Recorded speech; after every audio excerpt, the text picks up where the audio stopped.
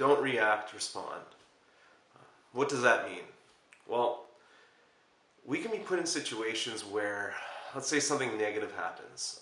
You wake up in the morning, you stub your toe, instant pain. You go for a shower, nothing but cold water. Let's say you're making breakfast and you're making an omelet. You break the egg, you drop it by accident, it smashes all over the pan. Crappy situation. What happens more often than not, we react by default. And when it's a negative situation, we give it more negative energy. What is that way? Well, you start thinking about negative thoughts, like, oh crap, I broke my egg, oh my god, this is annoying, and then you start getting angry. So in these situations where something like this happens that seems like it's out of your control, there's a moment just as that's happening where you can make a choice. It's like a fork in the road. You could A, give in to that negativity, or B, make a conscious choice and say, you know what, I'm going to respond to the situation. And the best way to describe this process is to share my own example. So what happened to me the other day, I was making breakfast and in the process, and I had just gone back from vacation. So it was a very empty fridge, just setting up the context. And I had taken out a mason jar of soup the day beforehand that I had put in the freezer. And I was shifting this thing around in the fridge because I was just making space for other things. What had happened was the glass for this jar had completely shattered. All this sticky turkey soup started pouring all over the fridge, dripping down all over each shelf, spilling out onto the floor, and just soaking up everything.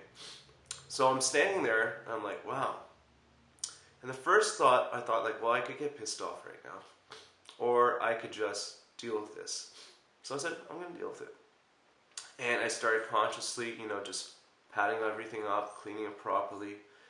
And the more I was doing this, I was like, well, this really isn't that bad. And I thought to myself, there's not a whole lot of stuff in this fridge. It's pretty empty. Just got back from vacay.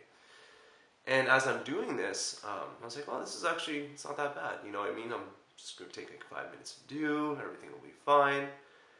And, as I was going through this experience, after I was done, I'm like, wow, that's fantastic. The entire time, I wasn't even angry.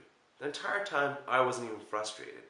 I just did it from a very conscious space, like I'm going to get this done. And what I found was I felt a lot lighter after. Previously in situations like this, I get pretty, not pissed off, but I'd be pretty frustrated.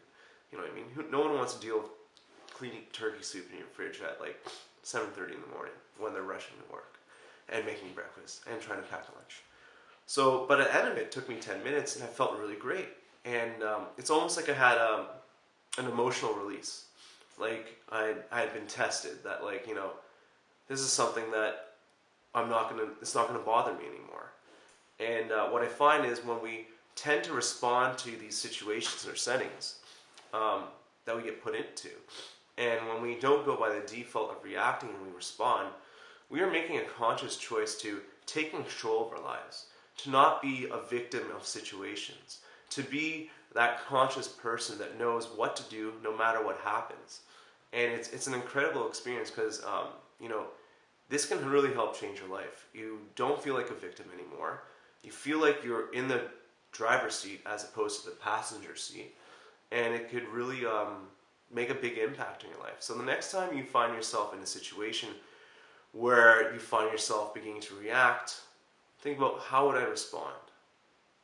And then just start off small. You know what I mean? That's something I just want to share with you all.